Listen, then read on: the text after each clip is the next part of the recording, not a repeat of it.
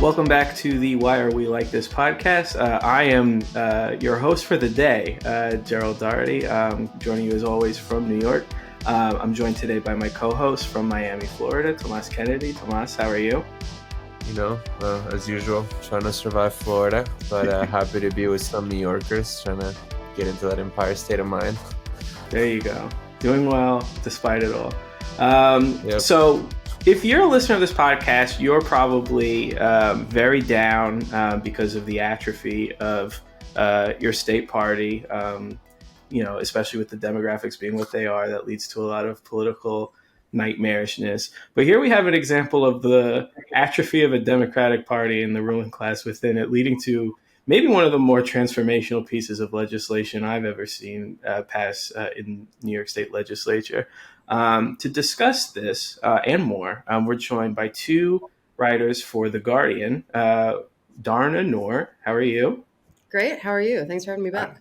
Doing all right. And we're joined by Aliya Uteuova. Yes, good to be here. Nice to meet you. So, Aliya, you wrote very recently for The Guardian after the passage of the Build Public Renewables Act, which was a green energy production and environmental justice bill that was passed as part of the larger annual budget in New York State. Can you walk us through some of the nuts and bolts of what is in the legislation, and then we'll break down the campaign behind the bill and how it ultimately got passed over the course of 4 years of organizing? Yeah. Yes, as you said, literally a couple days ago on May 3rd, New York State has passed what's being called one of the most transformational climate and green jobs bills in the nation. Build Public Renewables Act has been 4 years in the making from advocacy groups like Public Power New York, and it's a legislation that would scale up the state's renewable energy production, and it comes as one of the major steps towards moving utilities out of private hands to publicly owned. You mentioned that it's going to be in the state's new budget, and basically what it would do is allow Public Power New York, New York Public Authority, which is the state's public municipal utility, to create its own energy that is renewable, to run its renewable energy, and also sell parts of it by 2030. Now, they would be able to sell it on the market, basically, or buy produce it themselves and sell it on the market. Now, just speaking inside, because I was a very, a low-level volunteer on the campaign, this was a bill that faced very heavy resistance from the natural gas industry, from private green energy companies that were making the market case that, which was funny, was that now that that's passed, a lot of people who are were against it are now taking credit for it, saying, see, New York is such a champion of climate justice and, environmental progress and what have you. However, a lot of the companies that, donate to them, that they take money from, were making the case last year after its defeat. This was a bill that, I'll just say, Assembly Speaker Carl Heastie, after it passed with, I think, 70 votes in the New York State Senate, Assembly Speaker Carl Heastie basically had the bill killed, not even brought up for a vote, even though the expectation was it would have passed because it would have put Kathy Hochul in their mind, a precarious electoral bind ahead of a midterm election, and they didn't want to deal with any political consequences. The campaign, which was Public Power New York, basically reloaded and made another push this year successfully to get it in the bill.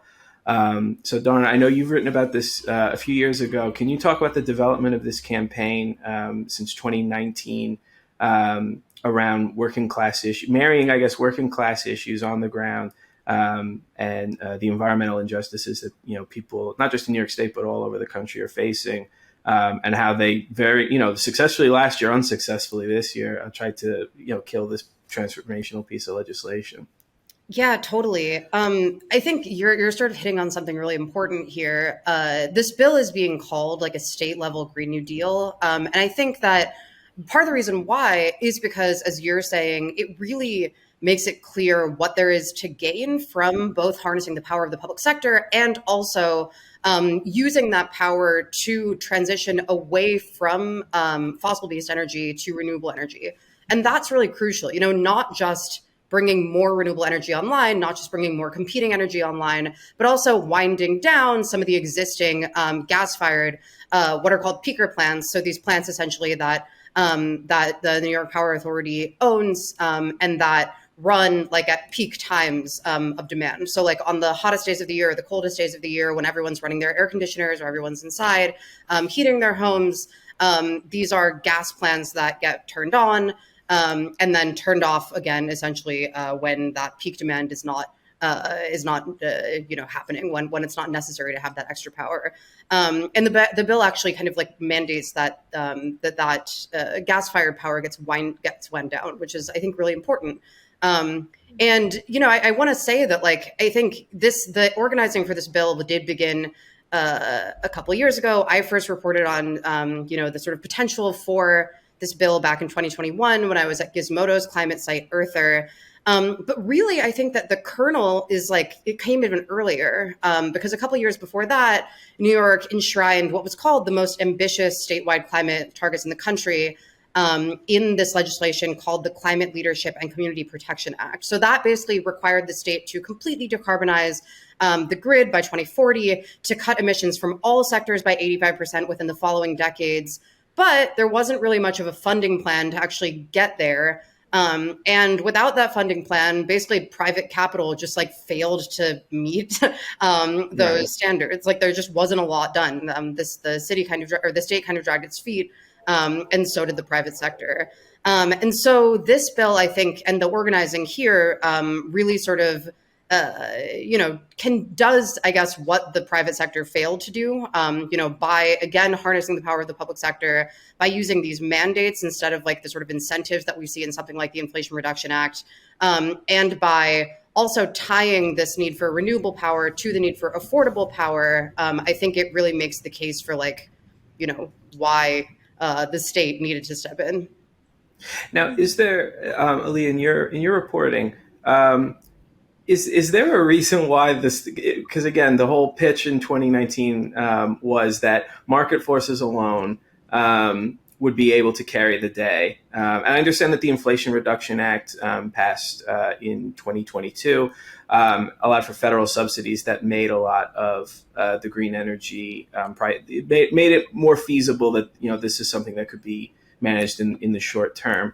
But can you speak to the need for the New York Power Authority to step in the first place, just in order to meet the, I don't want to call it like lip service, but like the rhetorical benchmarks of New York State's, official climate, I guess, goals and targets, basically?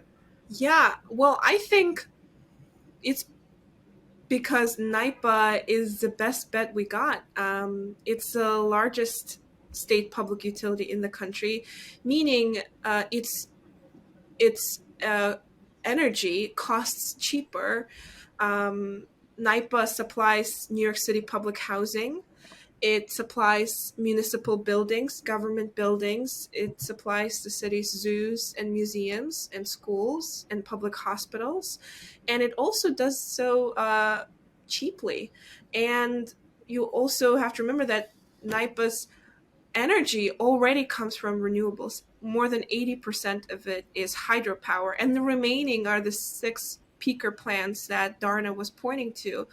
And with this, it's only projected to get bigger, and it's really gonna make a blueprint for other states to follow.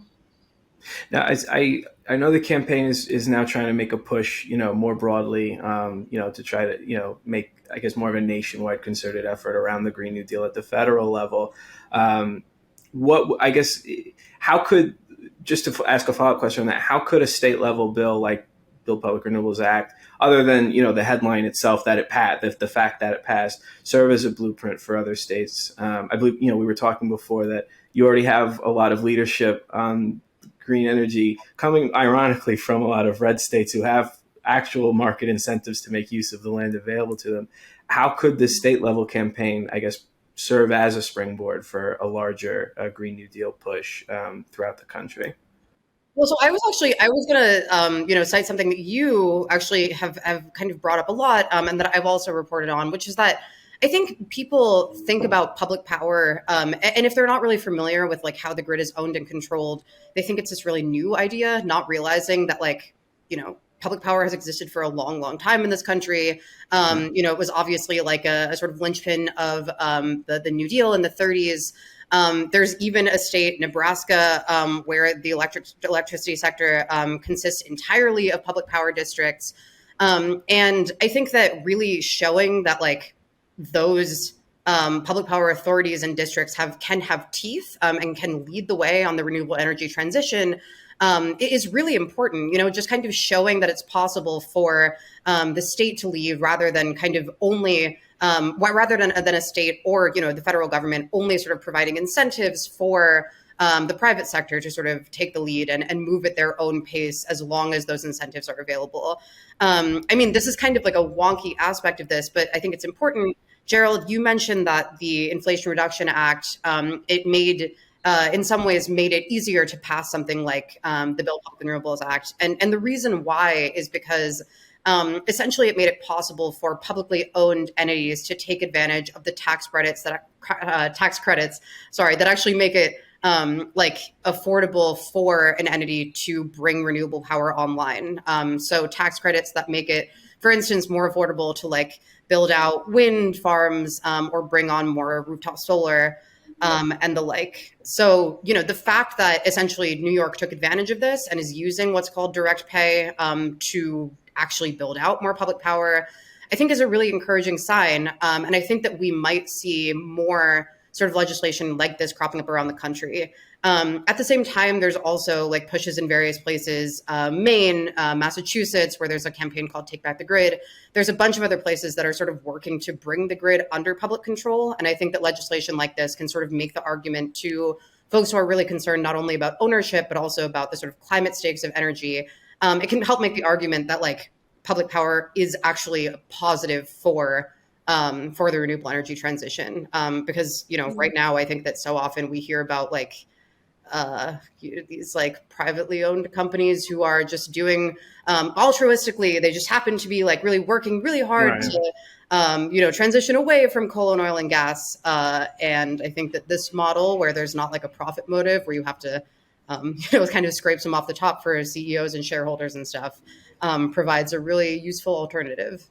I'm looking at this, and from my like little viewpoint in Florida, it just seems like unthinkable that we would do this in our state, where special interest groups dominate the process so heavily. I mean, they do so in New York, but just from my vantage point, it's unfeasible, right? Like our utility companies are like straight up like, funding fake candidates in our state Senate election so they can control the Public Service Commission and not be regulated. So I'm just like in awe that something like this would pass.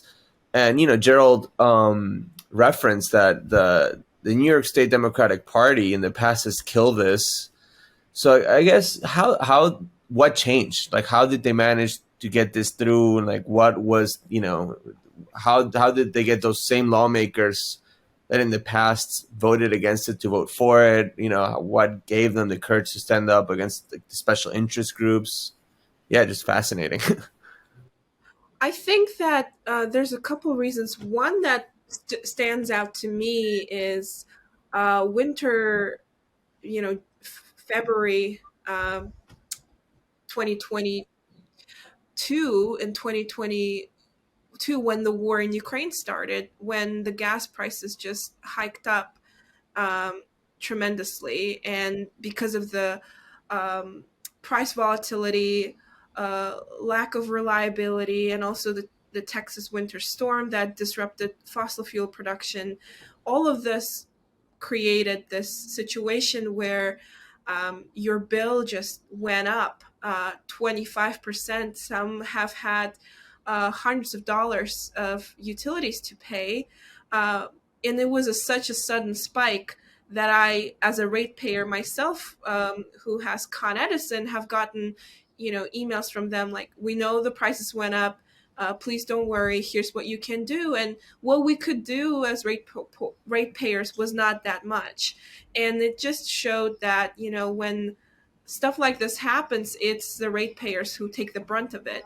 And when you have a model, when utilities are not owned by investors, when profits do not go to shareholders and instead are reinvested in the operations like NIPAS is, you have something that is, reliable. And it's been around for over 90 years. I mean, Dharna mentioned the New Deal. New York Public Authority is a brainchild of the then governor, Franklin D. Roosevelt. So I just think that people were not oblivious to the volatility of gas prices, and that we're ready for something that's more reliable. And also, if I remember correctly, in the I guess inaugural days of the campaign, there had been a massive heat wave in 2019, and I believe that Con Edison was planning a rate hike even then, and there were a lot of protests outside the shareholders meeting. So I think it kind of concretized in people's heads and made material that I'm being price gouged by people due to market forces, and they're basically like gouging me at when it comes time to pay my energy bill, just so that they can pay out their shareholders, and it's only because they have essentially the status of a private utility company that they're able to get away with it. And just out of sheer curiosity, what were the main thrust of the arguments that like the special interest groups and the status quo were employing to try to defeat this? I think that there was this one group called Independent Power Producers of New York, and their argument was that this was unfair competition, and a lot of it was also market dogmatism. Like, it was just straight up. If you read the, like, I have a few, quotes, but it's, they all become the same boilerplate. The free market will be able to innovate and provide more quickly and more efficiently the green energy that we need to. So it is nothing other than were you private actually market. straight up Sorry, no. I mean, there's three interest groups. One representing natural gas, one representing solar, and one representing just some amalgam of green energy companies. But they all tried it out the same line, which is the natural gas ones were like, this would hurt our industry, and you're going to put natural gas workers out of jobs, all the rest, ignoring the just transition that's provided for in the bill for people who work in fossil fuel industries. But it really was just market woo-woo. Like, it really was just the public sector can't handle this because we're handling it. But to Aliya's point, if you're the ones handling it and my rates are going way up because of a war in Ukraine in the wintertime, and my rates are also going way up during a heat wave in the summertime, how well are you guys actually handling this? Is there another way to generate power and have the benefits from that generation of power accrue to the people who actually pay for it? And that's why, I was saying earlier, I think this is the first environmental campaign that also spoke to the material needs of, the people on the ground. The climate is a real material issue, but I think it's easy to, make it abstract or make it a moral case. And this was they basically married the two of the environmental justice case while also hitting the bread and butter pocketbook issues of how this could play a positive role in your life tomorrow, basically. And crucially, I think part of that too was the labor protections. I mean, there was a period where Governor of New York, Kathy Hochul, essentially introduced her own version of the Build Public Renewables Act that campaigners really said was gutting the bill. And part of the reason is because it really lacked the labor protections that the original bill included. Like the Big PRA, or the Build Public Renewables Act, basically set out to ensure that the jobs created would be good jobs and had these really kind of strong labor protections in place. And I think that it really speaks to like the kind of populist nature, I guess, of the movement, that that was something that campaigners really weren't willing to budge on. When it was proposed that the renewables policy could be fit into the bill, but that the mandates could go away and that the labor protections could go away, campaigners really, really fought against that. I think, again, showing the ways that these kinds of policies can actually immediately be beneficial to people's lives, and not kind of fall into that like labor versus environmental protection argument that the fossil fuel industry has pushed for so long, and that many sort of climate delayists and sort of skeptics often rely on, this idea that like either we can have good climate policy or we can have good jobs. And also, there are like to Tomas's point, there are also political obstacles to face it rather than just the industry ones. As Tomas mentioned, in Florida, the utility companies basically like if Tony Soprano wore a lanyard. I mean, they really are like the most evil nerds you're ever going to meet. So I understand that the obstacles in one place might not be the obstacles in another. But I also want to bring up the elephant in the room, which is this basically had to get past Carl Heastie and failed to do so last year. Successfully did so this year through its provision in the annual budget, not as its own piece of legislation. Yeah. But the reason that I think it got passed at all is because Andrew Cuomo isn't here to dictate terms to the New York State Democratic Party. And I just my conjecture, and I'll offer it up to the floor if you guys want to tee off on it. In the past, if Andrew Cuomo didn't want something in the budget, it didn't get in the budget. There was no forcing his hand. There was no we'll make the case for what he can do for the people. There would have been no late night 11th hour killing it in the crib in summer of last year. It would have just been, if it didn't get into my budget, it's not getting passed in my budget.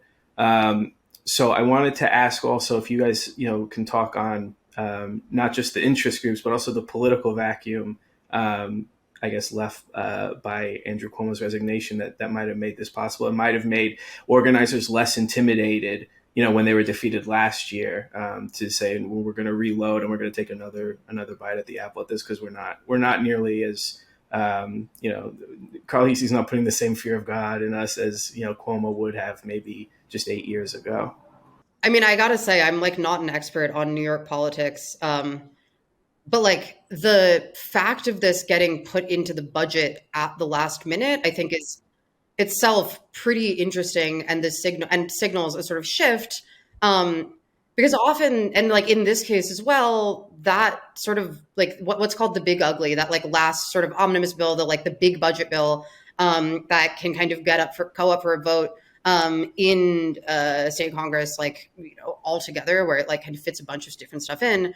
Often that's a way to sneak in like the super right wing reforms that are being proposed. In this case, there were things like education policy and prison policies that lots of progressives, elected progressives in New York, were really against. And in fact, like on those grounds, there were progressives who opposed this bill despite the inclusion of something like the Build Public Renewables Act in it. And so the very idea of like that being how this comes to pass in New York State is pretty interesting to me, and I think is pretty different from how it happens in a lot of other states. I mean, I again am like no expert on Cuomo's reign, but I do think that there's been a lot of changes in New York State policy and a kind of shift towards I don't know, like a belief in the state of democracy again in some ways. Yeah. And that feels not unrelated from what I've heard campaigners say, I guess. I do want to add that there is a part of the bill that was scrapped and didn't make it, which was so NYPA is made up of a board that is a board of trustees that is appointed by a governor, and Cuomo appointed board members are still there, actually. And the part of the bill that wanted to expand appointment to include labor groups, environmental justice groups, that did not make the final provision. And that's something that advocates, um, are kind of sour about, as rightfully so. I just wanted to I guess make the comparison because obviously the Florida New York pipeline is real, Yeah. but it's interesting, right? Because both Florida and New York are places with very weak state Democratic parties, right? I Yeah. mean, New York obviously has like a Democratic machine and like a Sure. strong union machine, so not comparable. But the state party has in recent years has become really disorganized and really chaotic, and Yeah. they're not performing. Just interesting that both what can because in Florida, right, we have a weak state Democratic Party and then super minorities of Democrats in the legislature, right? And we have a Right. couple of really good advocates, but the majority of Democrats in the legislature are quite frankly pay to play and really awful. But in New York, you have like a really weak state Democratic Party, at least at the moment, but then a strong Democratic legislature. So kind of what happened when the machine kind of broke down. You get like a Yeah. good, grassroots momentum with like a proper circumstance and context in terms of like the war in Ukraine and like the heat wave, right? The stuff that created like the grassroots push for that to happen. Just super interesting, how like both dynamics played out in different states, but in New York it resulted in some really good legislature because there wasn't that political machine to stop it and the special interest to take advantage of it. I mean, without diminishing that, I do want to note that like obviously the industry did try, but also like there were, I think it was an active like fight and an uphill battle in some cases for campaigners to get unions specifically on their side with this legislation. Like there was a time when some of the unions that are in the building trades, like the New York State Conference of Operating Engineers, also like the AFL-CIO of New York, which is huge, actively opposed this legislation. And it took a lot of active organizing for campaigners to fight the gas industry sort of, like counter narrative here, and also to get unions on their side. And I mean, I think obviously part of that just speaks to like a long history of like, I don't know, misinformation. I don't think it's too much to say um, about what renewable energy means for labor and what it means for working people. But part of it is like just that it's like organizing is hard. Even like in any scenario, it's hard and it takes a lot of time. And so like I don't want to sort of diminish the idea that like it's obviously there are conditions in New York that made this especially possible. But also I think that the challenges really did like call into question whether or not something like this could pass, even in like what's essentially a one-party state like New York. Yeah.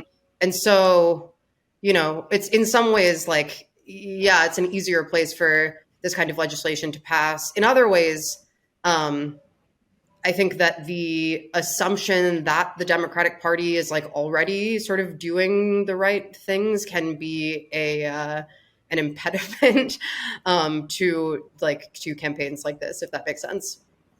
Mm-hmm. I want to add Darna's point about organizing.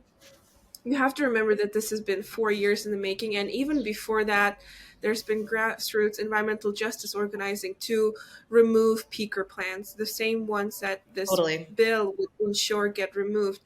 The 6 of them, all of them, are in New York's um, borough of Queens, um, South Bronx. It's also in the neighborhood of Harlem in Manhattan. All of them have a predominantly people of color population, and also South Bronx is, if one of the most, if not the most, concentrated place for asthma-related childhood diseases in the country. And it's by no accident that these peaker plants that emit nitrogen oxide and carbon dioxide are there. It's because these neighborhoods were deemed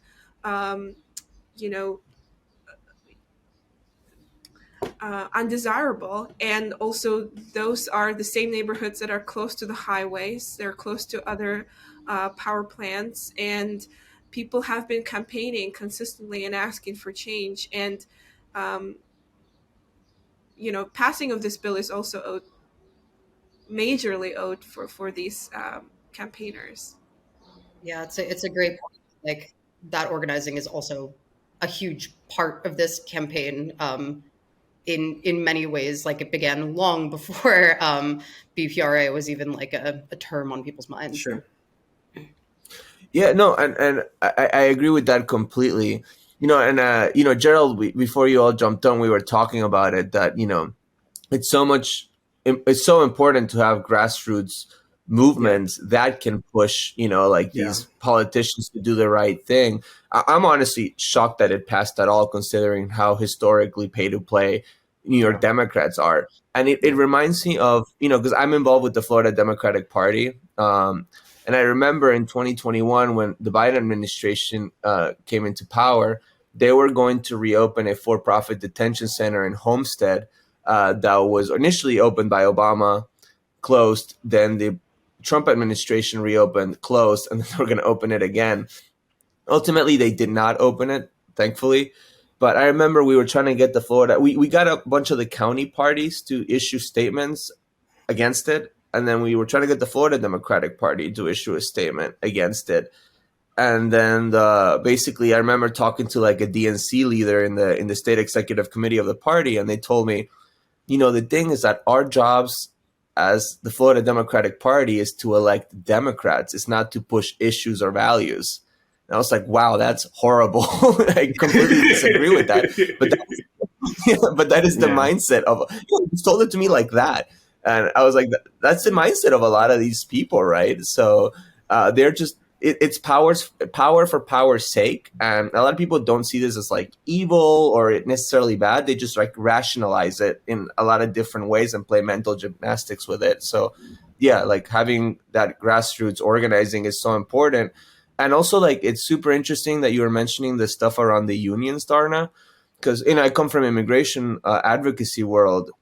And like, I mean, it's so much better nowadays, but like historically, like, especially like 20 decades ago, even 10 years ago, like unions were not immigration friendly, especially a lot of like the trade unions and the unions in the AFL-CIO ecosystem, because, we're very pro-union in this podcast, but a lot of them do play this like dance with like, capitalist forces that can end up being pretty reactionary. So yeah, I could imagine a lot of like the trade unions being super against this. And yeah, I could imagine it would be like a huge effort to get them to support it.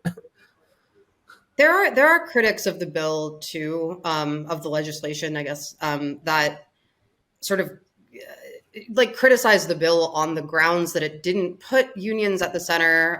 There were some sort of allegations of like top-down type organizing that was like very like NGOs essentially like trying to control what the unions were doing. I'm not like, as a journalist, I'm not going to weigh in on like the validity of that. Sure. But I guess just to say that, like, obviously not unions are not a monolith. Obviously, there are many different kinds of working people. There are often big differences between union leadership and union rank and file. Like there's organized labor can be all over the board. And I think, like, I personally think that the climate movement kind of I don't think that there's really a path forward that leaves the unions completely behind, but there are many different sort of competing schools of thought on like how the relationship should work. I don't know, just to say, I guess, that like, for sure, like it can totally be a challenge. And it's one that I think that like the left and the environmental movement and like climate organizers and, environmental justice organizers at large are taking on in many, many different ways and have many different sort of responses to. Yeah. I do want to add that as a result of this pretty strong union language and labor language that made it to BPRA, candidates who have lost employment in the oil and gas sector will be prioritized for newly created renewable positions, which is pretty big. And also, the starting 2024, NIPA will be authorized to dedicate up to 25 million each year towards worker training programs, so that these union workers can re-enter renewable energy sector. All right. I know we're reaching, time. I want to thank Aliya and Dharna for joining us. If you both just want to weigh in on, your own thoughts, where you think things go from here, and also where people can find you on social media, if you'd like to get a follow out of this, by all means, plug yourselves. Weighing in on where things go from here. This is one, I think, like kind of hugely hailed piece of legislation in one state. I think an important piece of legislation. I think an important state. I think one that could serve as a model. But obviously, there's a lot of work that needs to be done to ensure that the energy transition happens at all and happens in a just way and happens quickly. And so I don't know. I think it just like to be determined. Where the movement in New York goes from here, I'll also be closely watching to see if other states sort of take the lead from here, especially when it comes to sort of harnessing, again, the power of public power to lead the way in the transition. So that's what I'll be looking out for. And you can find me on the internet. You can find me on Twitter at Dharna Noor, DHARNA. NOOR, and you can find my journalism at The Guardian US, where I'm very excited that I just started. I want to echo everything that Dharna said, and especially about the future of public power.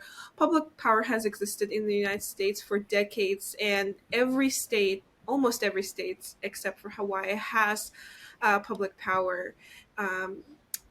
Nebraska, fun fact, is entirely supplied by public power. And I think this is a huge win for, ramping up renewable energy production for the state and also hopefully for the country. And you can find my work also at The Guardian US. Very good. All right, Aliya and Dharna, thank you so much. We'll, I guess, hopefully see you again soon, hopefully with more good news on future wins. Thanks so much. Yeah, we need it. Thank you. Thank you.